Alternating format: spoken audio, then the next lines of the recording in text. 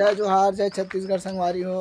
तो हमन जाथन आज आमा तोड़े बर कहाँ एक जन के बियारा बियारा की धंजी खेत में हवे। आमा पेड़ हमारे गांव के नाम है पोटिया, जिला दुर्ग छत्तीसगढ़। तो हमन एक घर में हमारे बड़े पापा घर में गाड़ी मांगे ला हन। मैं मोर भांचा यदि गाड़ी मांगे बर जात हन तो का पता दिख नहीं दे, कोई गारंटी नहीं है साले ला। अब जाके देखते अगर बड़ी माँ हुई तो नहीं देवे, काबर क्यों अबर गुस्सा करते अबर गुस्साते। अब बड़े पापा वैसे नहीं है वो तो ओकर बस थोड़ा काम वाम करत थे ना भट्टी वट्टी ते कर चल। तो हमन ला फाइनली हमन ला गाड़ी मिल गए है। ये दे हवे हमार गाड़ी दुहाचा चलावा थे, ये दे निकाला थे। आप जाबो हमन आमा टोरे बार तो चलो जाते ना आमा टोरे बार बताओ कैसे है। तो हमन ये दे जाते आमा टोरे